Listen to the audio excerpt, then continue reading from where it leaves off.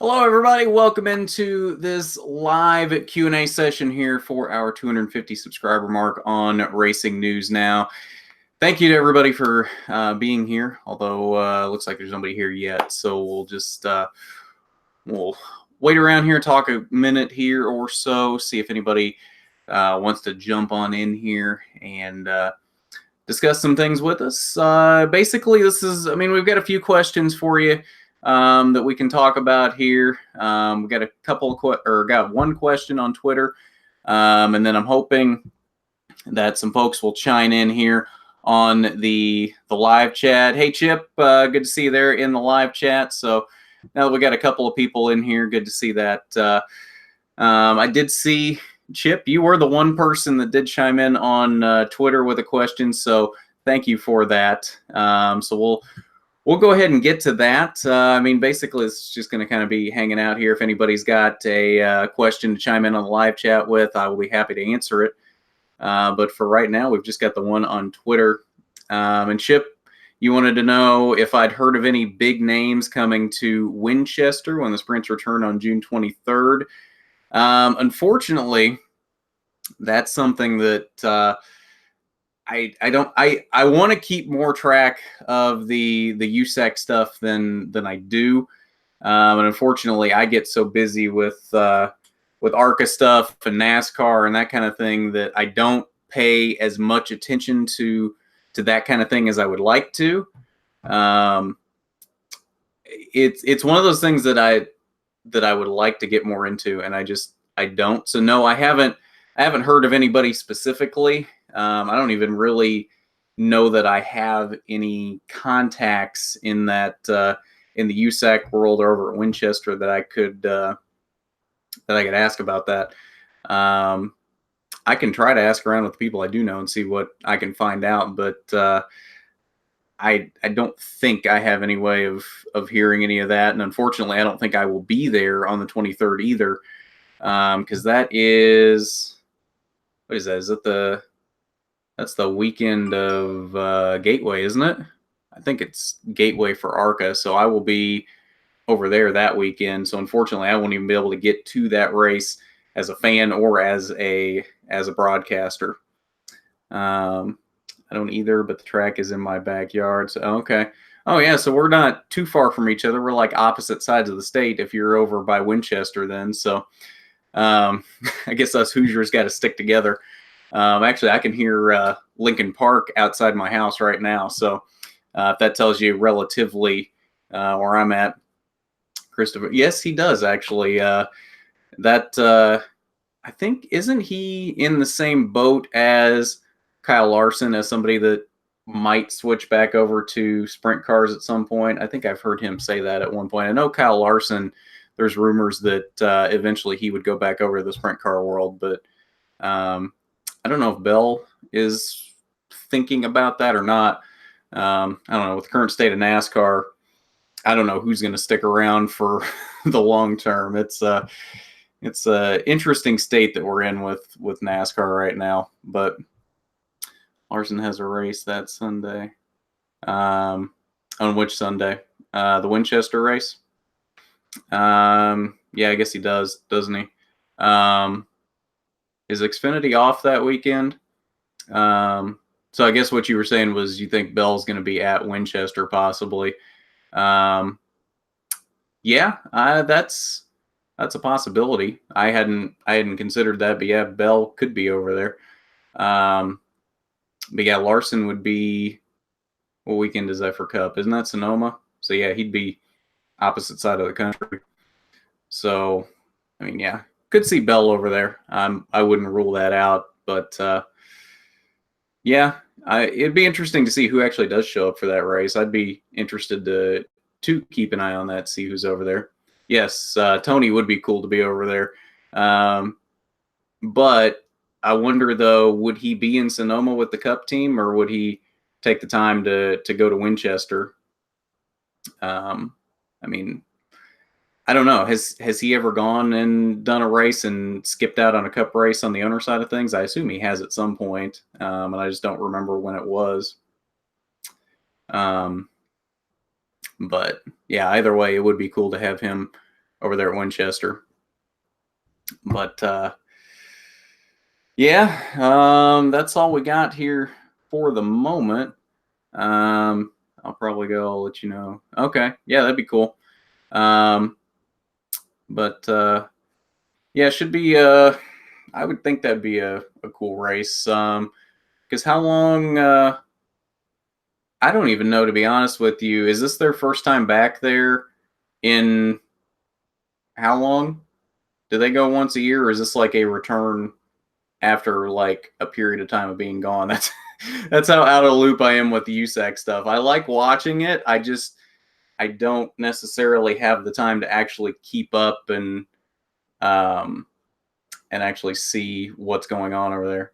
Okay, yeah, that's kind of what I figured, since the wording was their return to Winchester, but I wasn't completely sure.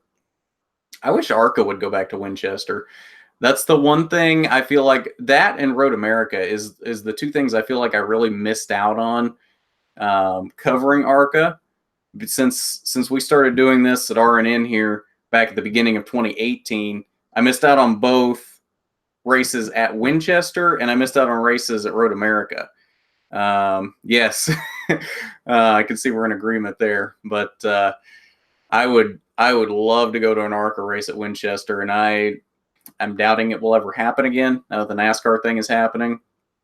So who knows what's going to happen with that schedule next year. I've heard some rumors, but everything I've heard so far doesn't sound like the schedule's changed up too much. If anything, I would assume ARCA is just losing a couple of races now and gaining a couple that are on the current K&N schedule. But from what I've heard, it's not too big of a change yet, at least with what's been confirmed so far. So I would like to see ARCA back at Winchester, but I don't see that happening anytime soon, unfortunately.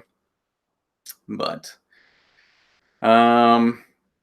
yeah, so I don't know where to go at this point. To be honest, I was hoping we'd have some questions in here. Saw Kyle Benjamin win there in 2017. Had a ride last night. Yes, he did. He was yeah, he was, what was it? Oh, he was in the truck race last night, and it was he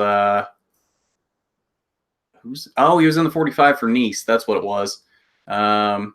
He was out pretty early though. I can't remember what happened. I think either he was in a wreck or they were starting parking. I don't remember what it was, but I want to say he was like 31st on the rundown, so he was out pretty early from that one. That was pretty interesting though. Greg Biffle being gone 3 years now, and he comes back and wins that thing. That's what it was. Okay. Because I caught bits and pieces of that race coming back from Michigan last night, and I didn't necessarily catch everything. And I tried to catch myself up as I did the truck rewind earlier, which, by the way, is going up immediately after this. It just got done exporting. But I caught bits and pieces of it last night coming back from ARCA in Michigan, and I don't think I saw that happen because I think that was pretty early when Benjamin had his incident. But pretty wild race last night, though, from what I did see, and always cool to see Greg Biffle get back in victory lane, especially when he's been gone for 3 years and hasn't won a truck race since 2001. So that was pretty cool to see. But yeah, pretty busy weekend overall racing wise. I mean, we got ARCA and trucks yesterday. We had Xfinity, IndyCar, and K&N tonight. And then we got Cup tomorrow and F1 tomorrow too. So it's been a pretty busy weekend. Ford Up had to start in the back, penalty. Oh, did he? I didn't realize that. That would make sense. Yes, it definitely has been. The ARCA race was a little dry up until those last few laps when Majeski had his whole strategy going on, and then subsequently runs out of fuel on the last lap. But he made it interesting there at the end of the race. Otherwise, it was just going to be Michael running away with it. But which he and I talked about that before the interview earlier today, and he was like, yeah, that's what we wanted to do. I know it's not necessarily what the fans wanted, but that's always definitely Um, it's what you want to do as a driver is run away with it, not necessarily what a fan wants to see. But yeah, I can imagine that he definitely wanted to run away with that one, which he almost did. Majeski almost screwed that plan up, but fun race otherwise, at least their last few laps. And then the truck race, of course, was really good. Xfinity was pretty good today. Wasn't the best race I've ever seen, but it wasn't terrible. Cool to see Tyler Reddick winning. That has surprised me this season. With him not really doing much last year in that 9 car for JRM until like showing up right at the end of the season and winning the championship, it has surprised me how much speed he's had every week in that 2 car for RCR this year, especially with how almost non-existent that RCR team was last year. That's been very pleasant to see. And I liked how I cringed a little today when they started talking about Christopher Bell, Cole Custer, and Tyler Reddick kind of being the big 3 in Xfinity. Now I cringed a little bit at that. Now apparently we have to have a big 3 in every series, so that was interesting. But they're not necessarily wrong since they've all won 9 of the first 12 races. So I mean, those 3 have definitely been the strongest drivers easily to start the season. So unless Kyle Busch is in the race, then that's a whole nother can of worms. Had a great introduction to Self's dad in Indy last fall during the rain delay. Super nice guy. Yeah, I've seen him around the track. I haven't actually met Michael's dad, but he seems like a really nice guy. It wouldn't surprise me. Michael's a really nice guy himself, so it would only make sense that his dad is a super nice guy too. But yeah, that's the one thing personally to me that I've had the most fun with doing all of this, and I think that's as I continue to progress in my career in media, that's the one thing that I like doing the most is just getting to know these drivers and everyone around them basically, and getting to know them on more of a personal level, and not just like as that celebrity. Get to know them as a person, because there is a person behind what you see on TV, and not necessarily what you see on TV is necessarily the person that they are. And that's been the coolest thing to me. And honestly, I feel like that helps me do my job. But I don't know if that comes across when I do interviews or not, but that's what I like the most about doing this is building the friendships with these guys, because I feel like that helps me do better interviews, because it's not just a reporter athlete kind of thing. It's just 2 friends having a conversation. I feel like that helps them open up a little bit more and give some better answers. Let's see. Gambit asks, how long have you been doing this? So Racing News Now specifically, we've been doing this since the start of the 2018 season. So it's been almost a year and a half now that we've been doing this channel specifically. And then me personally, I went to school for this, went to college for this. So I had, it was an associate's degree. So I was there for 2 years. And that would have been, so from the time I started in college, we're talking, it's been about 9 years now. I worked in radio for a little while, and it wasn't really helping me get to where I would like to be, in terms of doing racing, doing NASCAR, that kind of thing. So I got out of that and got basically a normal day job. It's a part-time job, but it pays pretty well, and that's what pays the bills for me pays the bills and gets me to races, so that I can continue to do this and get RNN out there, get my name out there, that kind of thing. Which college? I went to Vincennes University, so down there in Southwest Indiana. Really good broadcasting program, especially for a 2-year school. I'd say that's probably easily the second best broadcasting school in Indiana behind Ball State. And you're probably wondering now why I didn't go to Ball State, because I know you said you're over in that area, so that's probably what you were expecting. Um, I I took a tour of Ball State's broadcasting program when I was a senior in high school, and for whatever reason, it just didn't feel right. I don't know what it was, but I didn't like it, and it didn't feel like it would be a good fit for me. To this day, I still have no idea why I felt that way when I took a tour there, but I don't know what it was, but I just felt like I wasn't going to be happy there, and I felt like it wasn't going to do for me what I wanted it to do for me. So that's why I ended up going with Vincennes. What's your opinions on Elko?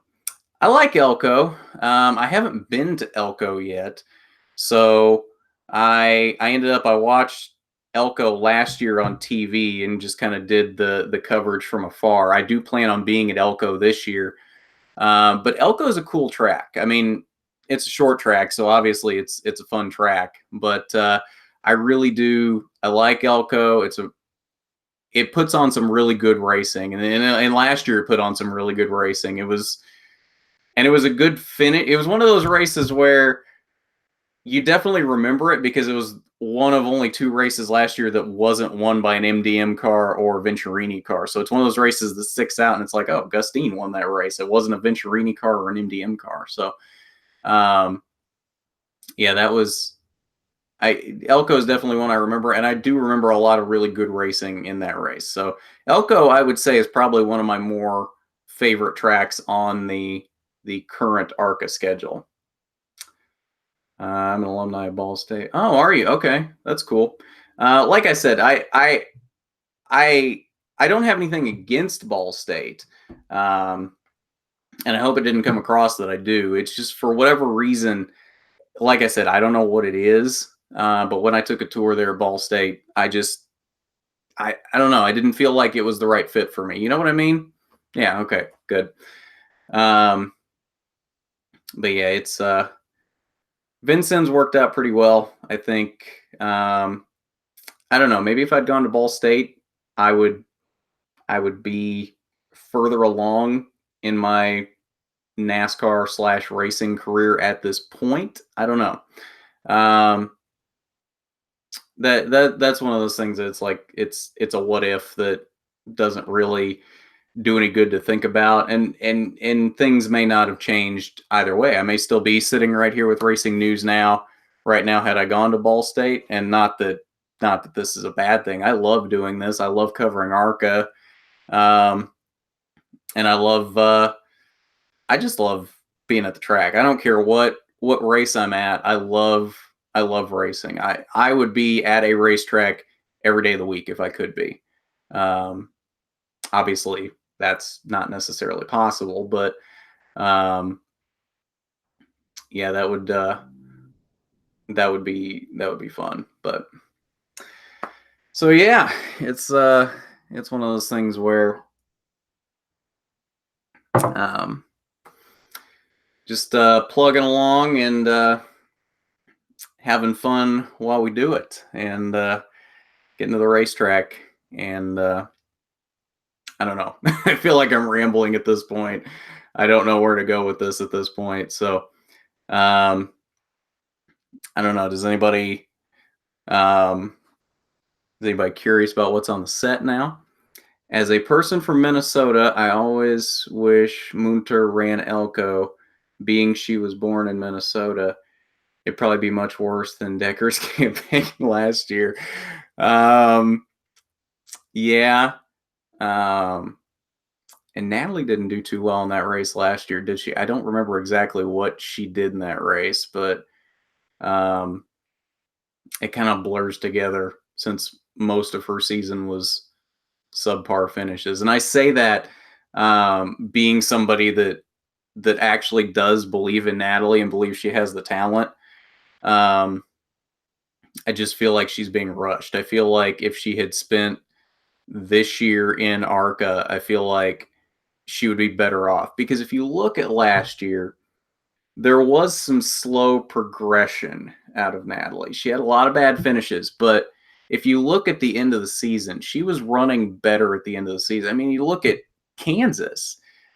She ran top 5 at Kansas. She was battling for the lead there late until she got wrecked by was it Cody Robaugh? I think it was Cody Robaugh.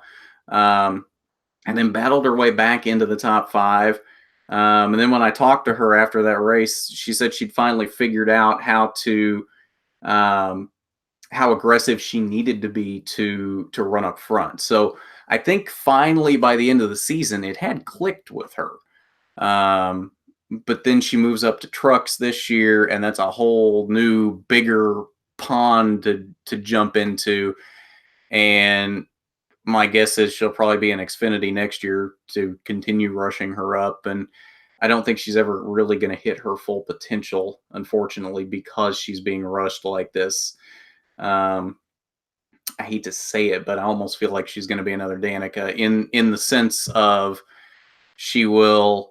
I think she'll run better than Danica did in the Cup Series, but I don't think she'll ever truly be successful in the Cup Series because she's being rushed up and won't necessarily be successful. Yeah, I'm glad somebody agrees with me. And the thing is, even if it weren't possible for her to stay with Venturini this year, even if DGR was her only option to go to this year, I feel like she would have been better off running the 54 car for DGR Crosley full time in ARCA this year rather than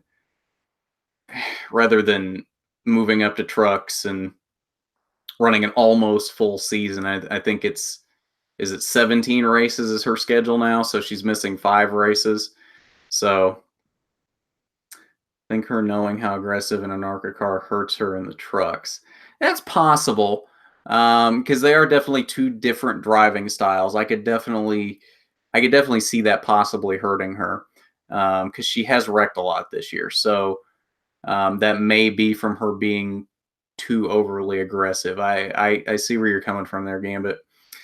She needs to take a step back, not forward. Totally agree, Chip. Unfortunately, though, I don't think that's going to happen unless she hits a point where, say, she wants to go up to Xfinity next year and no Xfinity team will take her.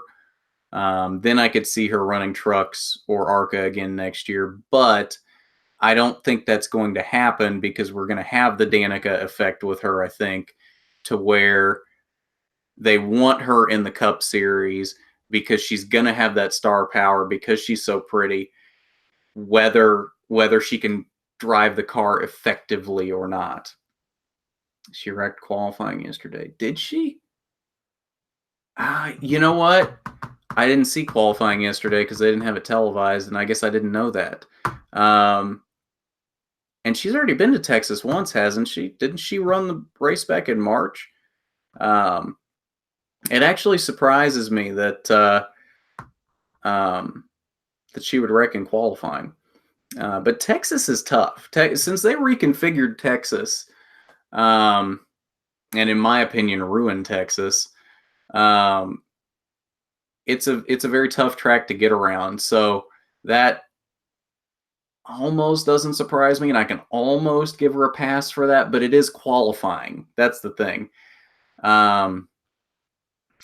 It's tough to wreck in qualifying. Not impossible to do because we see people wrecking qualifying all the time, but that does kind of surprise me. And then she got in a wreck in the race too, didn't she?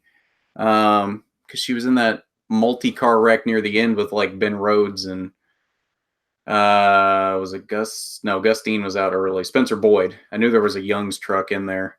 So yeah, it was not a good Friday for her at Texas, apparently. Which I hate to see because she's another one that I really got to know last year when she was in ARCA, and she really is a sweet girl. She's one of the nicest girls I've ever met, and I want to see her be successful. And unfortunately, I don't I don't see that happening with as much as she's being rushed. They didn't have the track grip. Oh, that's right. I forgot about that. Yeah, they didn't put the compound down on the inside line because of IndyCar, which that's another thing I didn't get. Maybe one of you guys knows this, because I remember them, it was either in practice or in the race or something on yesterday, where they had said that IndyCar couldn't use the traction compound. Is there something with the Firestones that reacts badly with the traction compound to where IndyCar can't actually use it? Or is it that IndyCar doesn't want to use it? And I could see it either way. I could see IndyCar saying, no, we don't want this artificial stuff down. We'll do things naturally. But I could also see there being something with the tires that just makes it impossible to use. I don't know. Yep, Boyd Connor. Yep, that's what I thought. I was thinking it was a Young's truck, and it had to be Spencer Boyd. I think of Natalie and Gus all the time because they are almost inseparable sometimes. So Gustine was the first Young's truck I thought of in that scenario. It could be worse for her. She could be Joe Graf. Joe Graf takes a lot of slack, and some of it rightfully so. That being said, Joe's a good guy, and he means well, but sometimes he is a bit overly aggressive on the track. And I feel like if he would just clean that up a little bit, he would be a much better. You don't have to lose all of the aggressiveness, but he's just a little. He's a little too aggressive sometimes, and that gets him in a lot of trouble sometimes. I don't know. I think it'd be too fast. Oh, you're probably right. I didn't even think about that because it probably it would keep them from, or no, I was gonna say it would keep them from lifting. Do they lift at Texas? Because they don't lift at Indy, so I feel like they wouldn't need the lift at Texas. So if they don't need the lift without it, I don't see how it would make them any faster with it. It would just make them stick to the line a little better. Maybe there's something I'm missing there. I don't know, but yeah, that's at least what I'm thinking with that. I don't know. It could be. It could be that it would make them too fast. I don't know. But yeah, back to Joe Graf. I was I was a little underwhelmed by what he did today on the Xfinity side of things. But again, it's his first time in an Xfinity car. Um, so maybe we'll see some better things out of him going forward. I hope we do, because I do like Joe. And like I said, if he would just clean things up a little bit and not be so aggressive and wreck so much and wreck other people so much, I think he has the potential to be a really good driver. I think the talent's there. He just gets a little overly rambunctious on the track sometimes. Just watch your interview with Smith and Self after Salem last fall. I was in the picture meeting him. Yeah, I did see that comment earlier. That's really cool, Chip. When I'm assuming you usually go to the Indiana races or the races around here. Let me know when the next race is you're at. I'd definitely like to meet you. I always like to meet people that just people in general, especially if you're somebody that watches RNN. I would love to meet you the next race when you're at. Do I get any royalties? Well, since I haven't made any money off of that video, sure, you can have your 10% stake of 0. Does that sound fair? I think that's the best I can do there. But yeah, that was definitely an interesting race. And I have to agree with you that when the comment you made about losing a lot of respect for Zane after that race, that was I don't know, that was a tough call there, because it almost, to me, sounded like it was more of a peer pressure kind of thing, and maybe that's just how he was spinning it to make himself sound a little better. But it sounded like everybody else back there was telling him to go back out and do that, um, which I don't know. And and the funny thing about that was the guy that was doing PR for MDM at the time actually told me the next week that he was all ready to send out a press release apologizing for everything that Zane had said in that interview with me, um, calling out Billy Venturini and Kevin Reed and everybody else. And then I guess Mark McFarland and Billy Venturini actually talked and settled all that, so he didn't actually have to put it out. But um, yeah, that video had some far-reaching consequences.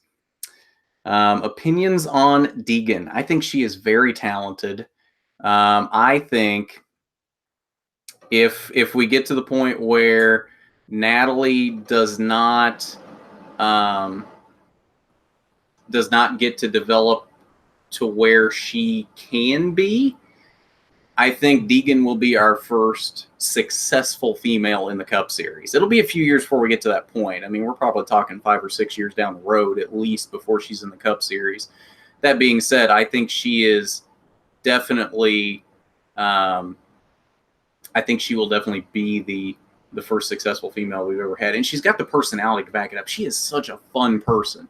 After finally meeting her in person at Toledo and then meeting her again at Pocono, after having talked to her after her Idaho win last year, she is such a sweet person. And I've heard a lot of people talk about it being hard to get any FaceTime with her. Like Plan B Sales, the distributor of diecast, he was telling me that he had been trying to get some autographed diecast from her and hadn't gotten any responses from her. And she's got such a celebrity level at this point that I think a lot of that stuff gets lost in translation, and she ends up coming off as somebody that has got her nose stuck up in the air, and she's not. She is, if you actually meet her and get to talk to her, she is probably the nicest, most down-to-earth person you could ever meet. It's amazing. She is a great person. I think she's going to go far in this sport. And do you think she should run ARCA or go truck racing as quick as possible? I think, and what I personally think she should do, and what I think is going to happen, is she should run full-time ARCA next year with Venturini Motorsports. And I think that's exactly what is going to happen. I haven't gotten confirmation on that yet, although I've pressed a couple of times trying to find out off the record what's going to happen there. I think that's what's going to happen, and I think we're still too early in the season for that to be official yet, but I think that's what's going to happen. She will be full-time with Venturini next year in ARCA. That's my probably easy prediction at this point. But no, I don't think she should be in trucks just yet, because I think if she goes to trucks next year, I think she's taking the same path that Natalie is taking, and I don't think she'll ever fully develop. And then we'll never get to see the full potential of Hailie Deegan. But I do know she has said a couple of times that she doesn't want to rush either. She wants to be successful at every level going forward before she moves on to that next level. So I don't think we have to worry about her being rushed, or I hope we don't, at least. Totally uncalled for. He was on a mission not to race. That was a great interview. Thank you. Yes, I agree. He was definitely on a mission. I mean, he was only out there for 3 laps, just long enough for him to circle the track enough for Michael to catch him, and then did that. So yes, he was definitely on a mission. Um, and yeah, I agree. It was uncalled for. And yeah, it was just a bad situation all around. Definitely not one of his brighter moments on multiple fronts. But he seems to be. I think he learned from that. I do think he learned from that. I don't know if somebody talked to him and made him understand what happened there and why it was wrong for him to do what he had done. But he seems to have figured out, and he seems to have changed since then. Because it's one of those things where he actually got mad at me for a while after that, because I think the penalties that ARCA gave him after that, nobody's ever told me this, but I got the impression that the penalties he got from ARCA were because of the things he had said in my interview, because he had admitted to going back out there and intentionally doing what he did. So, and he didn't talk to me for a while. He gave me the cold shoulder, wouldn't do interviews, tried to avoid me.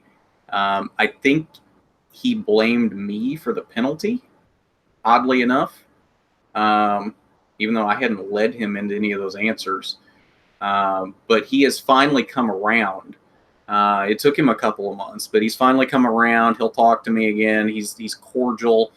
So I think at some point he figured out that he had done wrong there and figured out what he had done, and then kind of tried to make amends with everybody that made amends with.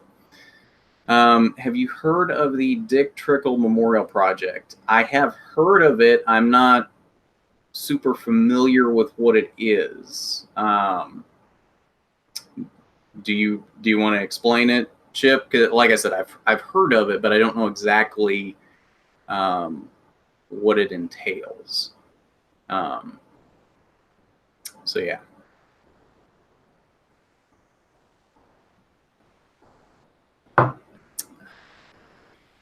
But yeah, this has been fun having a conversation with you guys. We might actually.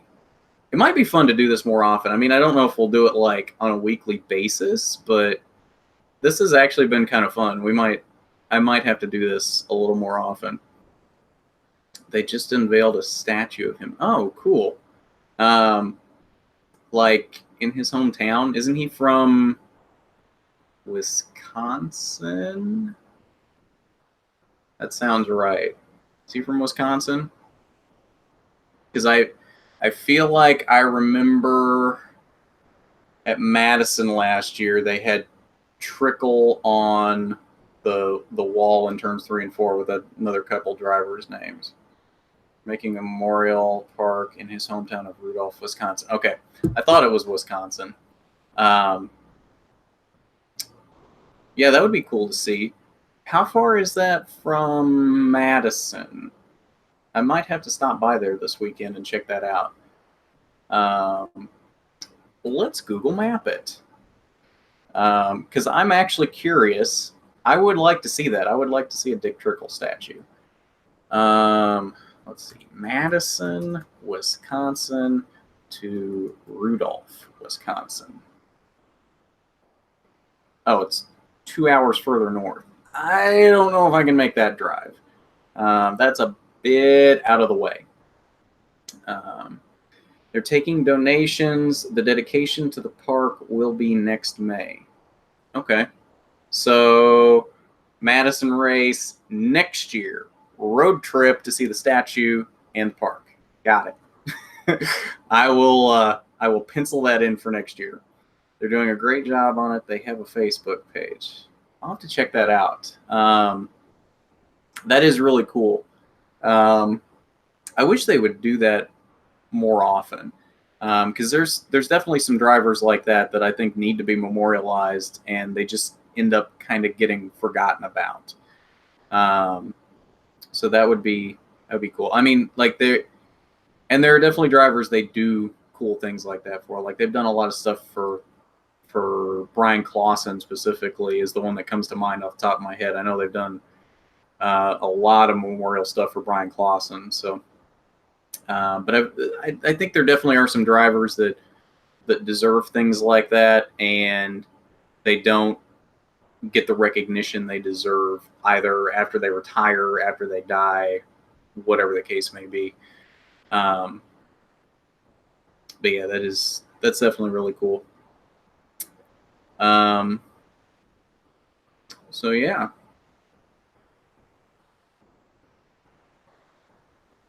Trying to think. There's a couple things I wanted to talk about if we just got into full-on conversation mode tonight, and now I can't think of what they were. We got any predictions for Cup race tomorrow? By chance? Oh, you know what I just realized? The qualifying for K&N was 40 minutes ago, and I never sent out a starting lineup tweet. So I'm going to keep talking while I send that out. Oh, wow.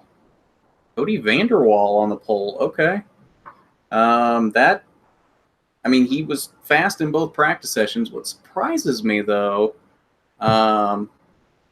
is Hailie Deegan actually topped both practice sessions, and she will be starting in 4th, apparently. So, but she was super fast in practice. I have a hard time believing that she's not going to win tonight.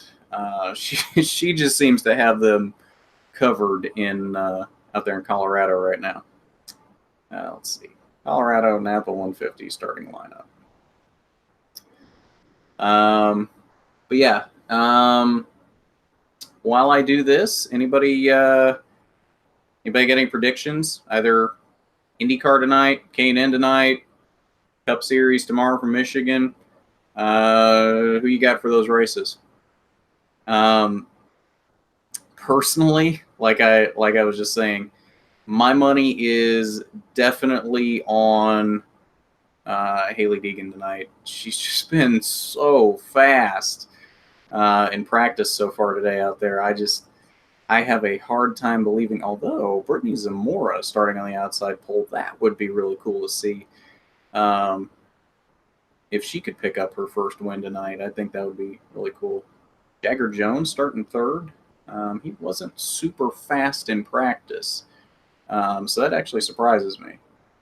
Neither of those Sunrise cars were actually. So that would be,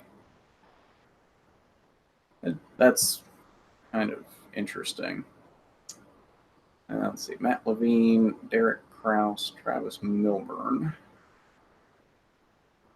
But yeah, IndyCar tonight ought to be pretty good.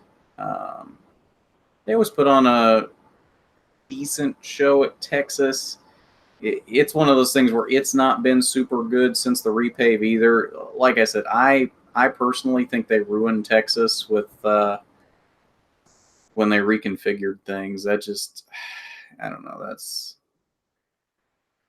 It's hard to get good racing at Texas right now with the current configuration. Cup Series tomorrow, though. Cup Series should be pretty good. I'm trying to think who's been fast so far this weekend. Stuart Hoskar has been really fast. Okay, yeah.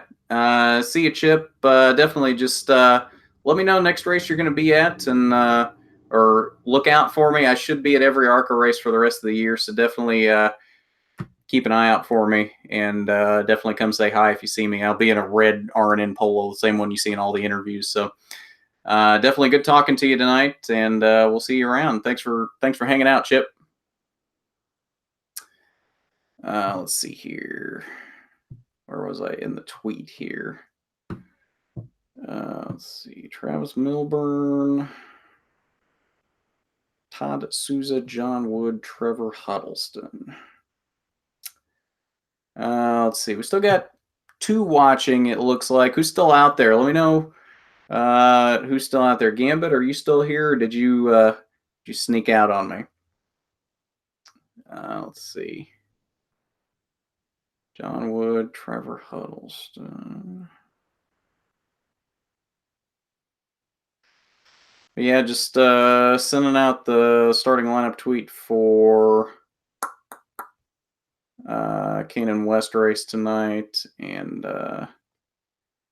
that's probably gonna about do it tonight. I think we've hit that point where we have nothing else to talk about now. So thanks everybody for coming out tonight. It has been great hanging out and chatting with you. Like I said, we might do this a little more often. I don't know how often. Once a week almost seems like a little too much, as small as we are at this point. I don't know how consistently we could get anybody out here to talk once a week, but maybe once a month might be cool to do. And then we've got a couple other things we're looking at starting here in the coming weeks or the coming months. One of them I can tell you has to do with iRacing. It's not going to be a typical iRacing series, though. It's not just going to be watching me race on iRacing. I will be racing on iRacing in the series, but it's going to be a little more involved than that. So that's something that I think you should definitely be looking forward to, because it's something cool. The added little surprise that I'm holding back here for it is definitely something that you will definitely be looking forward to. ARCA League. Oh, like an ARCA League on iRacing? Yeah, that's not a bad idea. When you say ARCA racing, are you saying like get maybe you, like you say you'd race in it, so you're saying like get somebody like you and some other people watching into a league, and we'd race on maybe the tracks that ARCA goes to? I like that idea. That is similar to my idea. And we may do that too. That's not a bad idea, actually. I hadn't thought of that, but that is a good idea. Very similar to my idea. It would be other people racing as well as me. Canaan car. Call. Okay. Yeah. Yeah, that's okay. Yeah, I like this idea. I like where we're going with this, Gambit. Yeah. Okay. Okay. So now we have 2 ideas for iRacing series going forward. There's that, and the other one that we're working on. Those are probably, I'm shooting for starting the iRacing stuff late summer, maybe around August, once we get out of this busy summer stretch for ARCA where we've got a race every week. Once we get out of that and we got some more time, a couple weeks here and there between races, that's when I'm looking at starting this. So we'll see. We'll see exactly when that happens, but probably somewhere there around August, maybe even September. But yeah, I will keep that in mind. That is a good idea to bring some viewers in and race in an ARCA league. I like that idea. So we could bring that in alongside the other one. Okay, I will keep that in mind. I like that. So, but yeah, I think I'm probably going to jump off of here now. I got to get the Truck Rewind uploaded. I still got to record the Xfinity Rewind. Haven't even gotten to that yet. Been working on ARCA and truck stuff all day. Probably watch the IndyCar race and the K&N race, and then pretty busy night the rest of the night. So it's good talking to you, Gambit, as well. Thanks for coming out here. It's been great. Been great doing this. And if anybody's watching this later, like I said, we'll probably do this every once in a while. I don't know how often, but yeah. So have a good night, Gambit, Chip, anybody else that might be out there right now, and have a good one. I'll see you here, Truck Rewind, or whatever the next video ends up being. Have a good one.